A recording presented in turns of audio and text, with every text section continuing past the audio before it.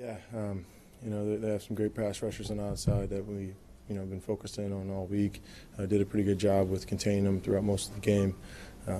When you get into a position where you're down by a couple scores and you're trying to make things happen, obviously you're going to hold on to the ball a little longer, and those guys then are in a position to make better plays.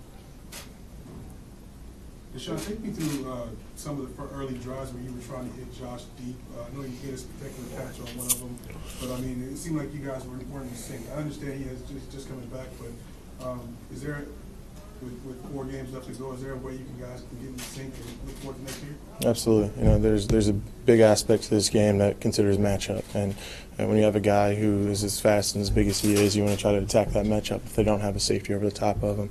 It's going to, with time, I'll kind of understand the way that he wants the ball, and the opportunities where he's going to separate from a corner, and when I need to throw a back shoulder. I think today was a good test on understanding how many times you should try to get it to him, and once again putting the ball in a position where you can make a play. Do you think you targeted him too much? There were times you should have went elsewhere? Once again, there's times for matchup in this game, and I felt as if he had an awesome matchup with some of the corners we're playing against. And the sack and the fumble, were you just waiting for a guy to break open, or did you lose track of where both it was? No, stepped up in the pocket, extended the play, went through my scramble drill where I'm looking down the field to see the multiple guys. Didn't have an eye on Bosa, and took a tackle and dropped the ball. Was there some wrinkles in the defense that you guys didn't see on film? No, I think we had a really good game plan for these guys. They made some great adjustments at halftime, but for the most part, we were able to stay ahead of those adjustments and have some guys who were open to make some plays. The very first play was a quick slant that Gordon called on Saturday. Was that the intent all along? No, man, we're just executing a game plan, and that was a play that coach called. I know it's a loss, but is there any positives that you can pull out of this? Because it never seemed like you guys were literally out of the game until the fourth quarter. So, is there any positives you can pull out? Yeah, all season you can see that we're very close to getting to where we want to go. But I can definitely sense in this locker room that very close isn't cutting anymore. We need to get over that hill. We need to do whatever it takes in practice, prepare ourselves to execute at a higher level so we can win some games. There's some guys who are really deserving on this team, some veterans who put their bodies on the line, some rookies who are stepping up, some young guys who are becoming stars. And in order to reward those guys and the work they put in, you got to start winning games. The fact that you're close in a lot of games, is that keeping the spirits up for the overall team? Yeah, I think the drive to get that first victory is probably the main energy source for us. But once again, we all know who we are. We all know that we can compete with the best of them, man for man. We have the talent needed to win. It's just about executing at a high level the whole game. The interception, did you not see that guy, or did you make a good break on the ball? Yeah, he made a good break on the ball.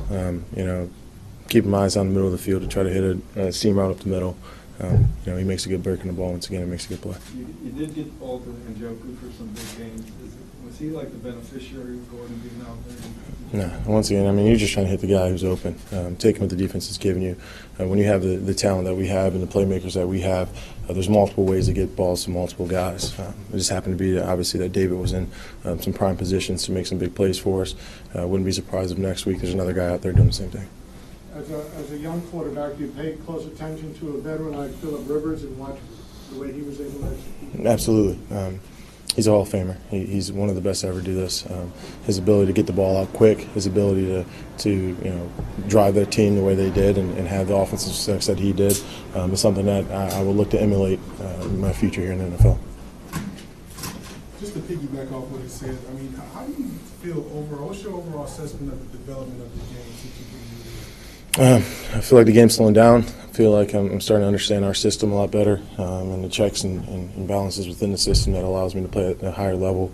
I think that I've continued to understand the value of not turning the ball over, but now it's time to reap what I'm talking and making sure that we're not turning the ball over.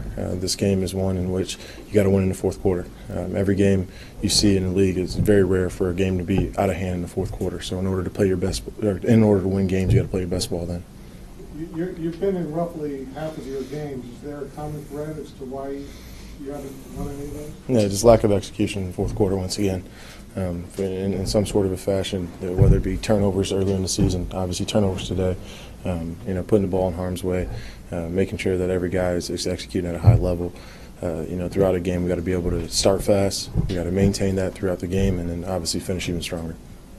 Did anything in this high speed of the game surprise you about Gordon that you didn't find out in practice? No, I think that we did a bunch of research and understanding the type of guy he was. I've talked quite a bit with him on different opportunities to get him the ball.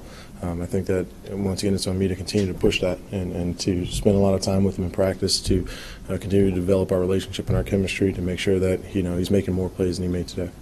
If you've already answered this, but do you think it's a matter of kind of adjusting to whatever his speed is? I mean, since you've never played with him before, you're not sure exactly where he's going to be on the field. Yeah, I mean, as we've seen all year, completing balls in this league is very hard. It takes precision, it takes timing, it takes effort, it takes guys going up there and making big plays when they need to. And in order to get to that, you got to be able to spend time with these guys. But at the end of the day, we spend quite a few hours through it every week game planning on that, and it's on me to make sure that I'm putting the ball in a position where he can make a play on it.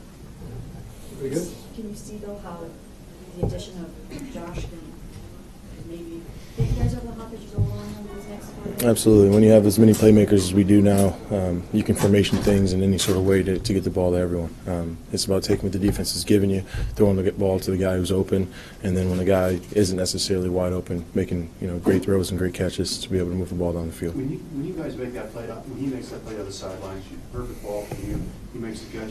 You just see like the entire offense all of a sudden was 10 feet tall, and you guys drove it right down. When you have a playmaker like that, does it just open it up for everybody else? Well, the thing is, we have a lot of those playmakers. Duke Johnson is one of the best playmakers in this league. Corey Coleman has showed consistently that he's a big playmaker. David Njoku is heading in that direction. Seth Devav has made a bunch of plays. Ricardo Lewis has made a bunch of plays. Now Josh Gordon's here ready to make plays. I think that this offense has continued to show that we can drive with the rest of them, or with the best of them. We can push the ball in any defense, but we also understand that in order to win some of these games, we're going to need some big chunks. We're going to need some game breakers to happen, and he's another guy for us now in our pocket to be able to go up and make those game-changing plays. We just need a couple more of them so we can start winning.